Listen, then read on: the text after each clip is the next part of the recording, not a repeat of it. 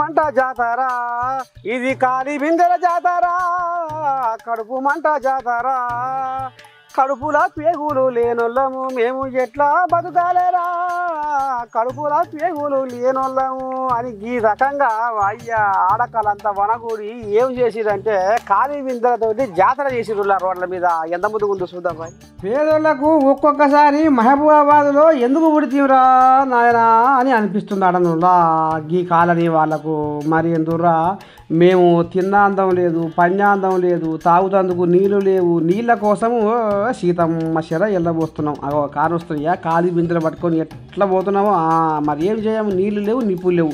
ఇక ఊరు కోసకు ఇల్లు కట్టుకుంటే అధికారులు వచ్చి సర్వే చేయరా ఇది కనీసం ఇంటి నెంబర్లు కూడా ఇయ్యరా ఇది ఇంతవరకు దాకా. కరెంటు లేక సిమ్మ చీకట్ల దయ్యాల వలె కాపురాలు చేసుకునే బతుక అయిపోయింది మా బతుకు.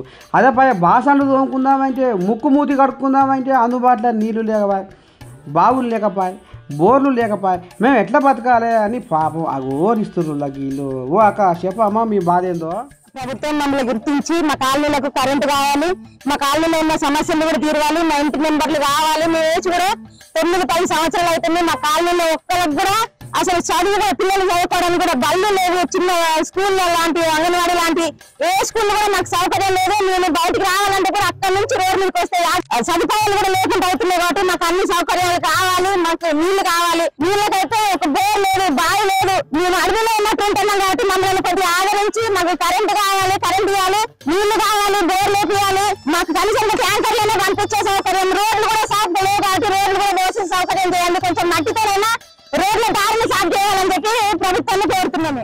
ఇంటున్నారులా ఓ అధికారులారా ఓపలేని అత్తకు వంగలేని కోడలు అన్నట్టు చేసి మొద్దు నిద్ర పోకుర్రో జర్ర గిటు ఓ నజరేసి సమస్యలతోటి సతమతం అవుతున్న ఈ కాలనీ వాళ్ళ గోడును తీర్చాలని అమ్మానుసు కోరుకుంటుందో జర పైలం తస్మా జాగ్రత్త.